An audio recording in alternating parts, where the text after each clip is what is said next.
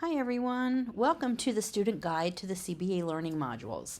Here at Purdue University Global, we provide students in our Masters of Applied Behavior Analysis program access to the CBA Learning Modules as part of your coursework as you move throughout the course sequence. So this tutorial is a short tutorial to help you with a startup in navigating the CBA learning modules as you get started with your coursework. So the first thing to talk about is how to obtain your login information. You will note that students are not going to be able to access the CBA learning modules directly from the Brightspace course. You will instead be sent an email on the first or second day of the term from Behavior Development Solutions, or BDS, and they will provide you with your own personal login information. So your CBA Learning Module account will be your personal account for which you will have a 2-year subscription from the date of your initial login. This is really an important and wonderful resource because once you have completed your coursework and have graduated from the program, you will continue to maintain access to the CBA learning modules to be able to use them as a study tool as you get close to the opportunity of taking your BCBA certification exam. Now, this email from Behavior Development Solutions should be coming again on the very first day of your first class. Possibly the second day. Sometimes there is a brief delay, but you want to make sure that you're checking your student PG email account and you're also checking your spam folder. It is not uncommon for the email from Behavior Development Solutions to end up in the spam folder inadvertently. So make sure that you're checking inbox and spam folder in order to get that information. If you still cannot find the email from Behavior Development Solutions, you can contact sbs@purdueglobal.edu and be sure to CC your course instructor to make sure that they know that you are proactively attempting to obtain your access and account information. Now let's take a couple of minutes to look at what the CBA module page will look like when you log in. So you're going to come to this home page and you'll note that CBA Learning Modules offers students or results in a 98.5% BCBA exam pass rate. So again, having that opportunity to be able to utilize your subscription beyond your graduation date in order to use as a study tool for your exam is really a great resource. But once you get to this home page and you go ahead and log in, there will be a little login button up here. You're going to then go to the learning dashboard. Okay, so your learner dashboard is going to look like this. Now you'll notice this top row here says CBA Learning Module Series TC06. That is what your page should also say, because we are working in the Test Content Outline 6th edition in terms of the coursework and with the learning modules. The second row here opens up the units of the CBA learning modules. So if you click on this drop-down box, it is going to show you all of the modules, all of the domains in which the modules are held. You'll notice that the first section is called Getting Started, and this is a required section. The CBA Learning Module program is actually what we would call a gated program, which means you cannot work through any of these domains until you have successfully completed the Getting Started section. If you are taking BA 520 as your first course in the program, then you will be assigned the Getting Started modules in your Unit 1 assignment. Once you've completed that Unit 1 assignment for BA 520, you will then have access to the domains. And in BA 520, that domain you will be working through is Domain A, Behaviorism and Philosophical Foundations. If your first course is BA 510, then you will be working in Domain B. However, you will still need to complete the Getting Started modules prior to opening up the domains. So my suggestion to you would be to complete these Getting Started modules, go ahead and take your screenshots and hold on to them until you are taking BA 510 or 520.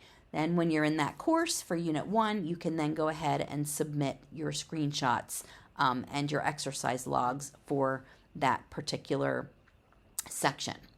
So I want to give you a little bit of a tour of what you're going to see if you would click on one of these domains here. So I'm going to click on domain A.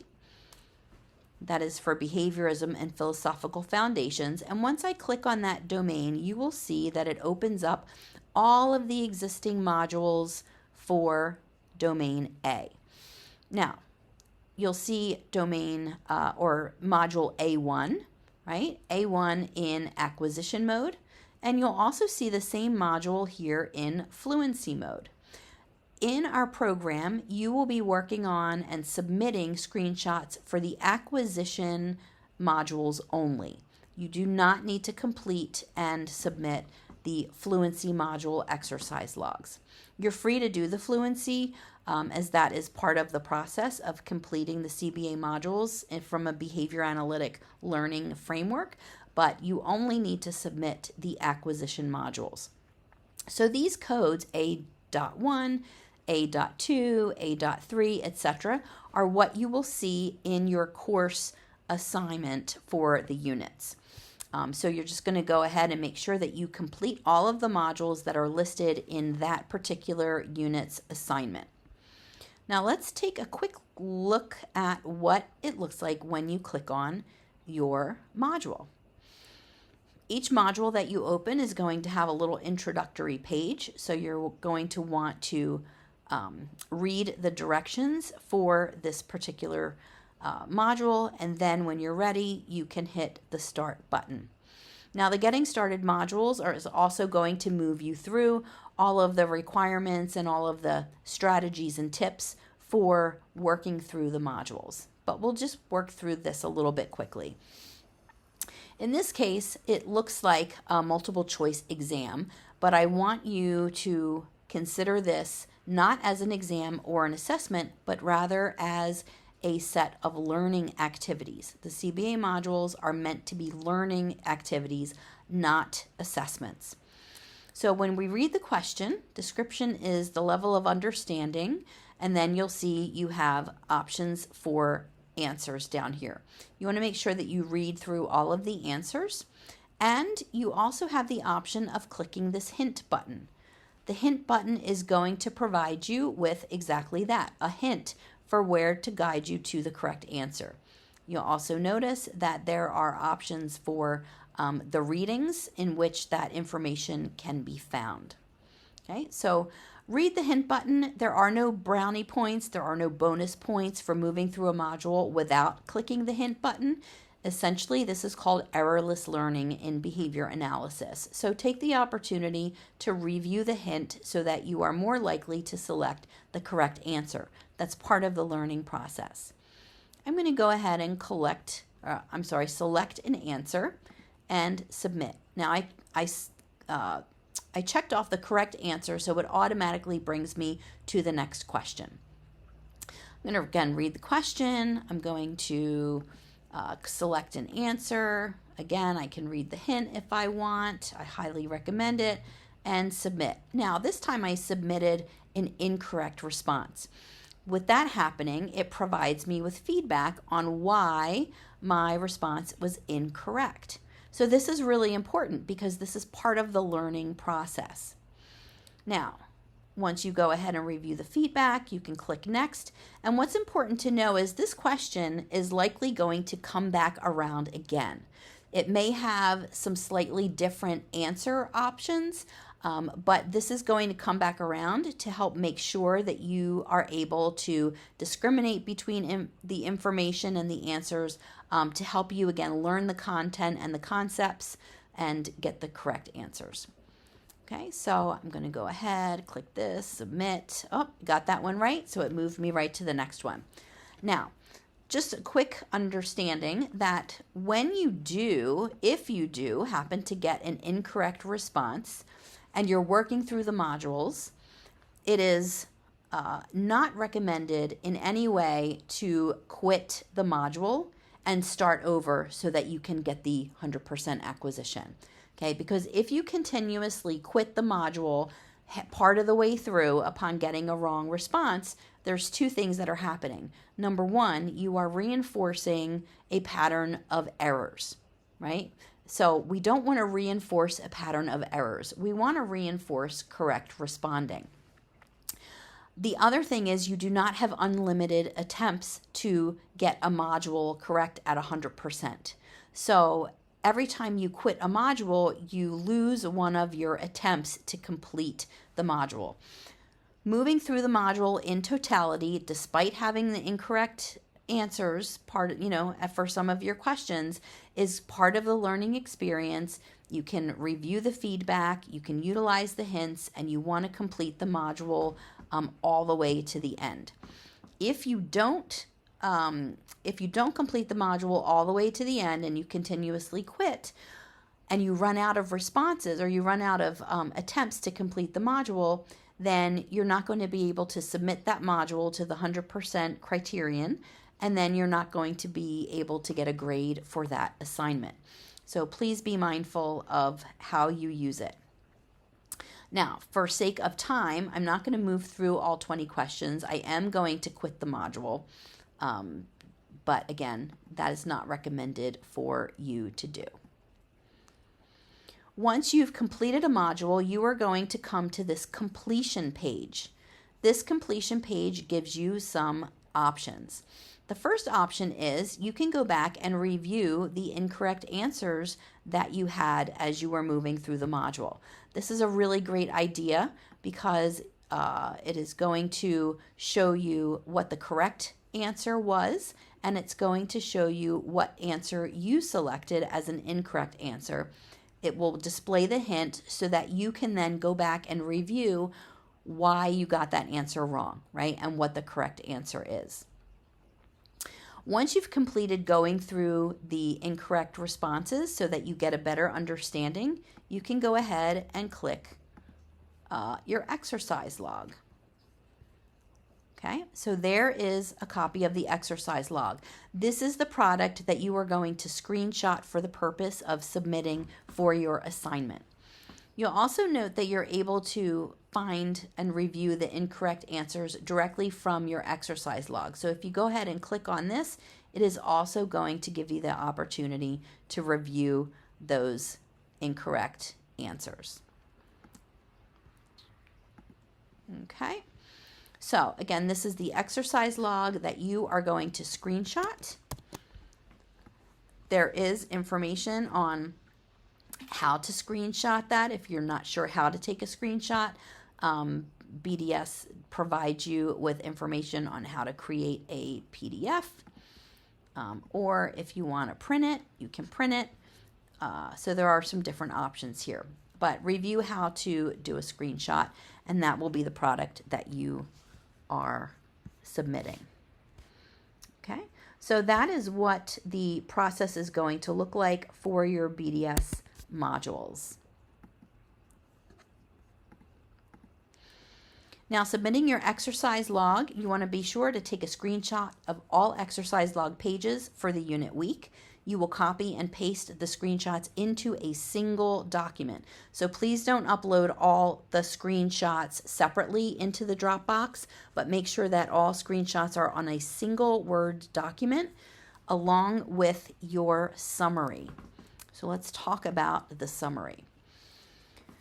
So you're going to put all of your screenshots on a single document, and then you will write a summary of the content that you learned in the modules for that particular week. So make sure that your summary is not a personal reflection or a Dear Diary. I really learned a lot from the CBA modules this week. It was a really great experience. Or I was really frustrated with taking the modules this week because the answers were hard. We don't want a Dear Diary. It's important to help you digest the information by creating a summary of the content and the concepts that were covered. So that is what we are looking for. You also want to make sure that your summary is meeting the minimum length requirements outlined in the rubric. Once you've put all your screenshots on one document and written your summary on that same document, you are going to save it and then submit it into the assignment Dropbox for the unit. So on the left-hand side of this screen here, you can see that you will find your Unit 1 assignment Dropbox or whatever unit it is you're working in, and that is where you will upload your full assignment. So again, this is what the exercise log should look like. This is the only product that will be accepted by your instructors for the CBA Learning Module assignment. Now, if you have any questions as you're working through the CBA modules, please be proactive in reaching out to your instructor. They will be happy to support you in any way that they can and answer any questions. You also want to make sure that you are looking at the module assignments early in the unit week. Some module assignments are going to be longer than others. So for example, one module may be 9 questions, while another module could be 23 questions long. In addition, you may have 1 or 2 modules assigned for a week, or you could have 6 or 7 modules assigned for a week. So you really want to make sure that you're looking at the module assignments, you're accessing them early in the week, and working through them throughout the unit week. It's important to not wait until the end of the unit or that Tuesday of unit end to try to do all of the CBA modules at once, because number one, that sort of contradicts the learning theory process in which it's best to tackle the learning modules. And it also, depending on how many and how long the modules are, you don't want to risk running past the unit deadline for submission. So please make sure that you're looking at those early in the week and working through them as you go. There is a CBA Learning Module announcement in the course under Course Resources. So you want to make sure that you review that CBA Learning Module document that is under Course Resources. That will provide you with some information on the department policies for late submissions, completion criteria, and other important notices regarding the CBA modules. So I appreciate you taking the time to review this CBA module tutorial video. And if you do have any additional questions, please don't hesitate to reach out to your instructor. Best of luck to you with your programs, everyone.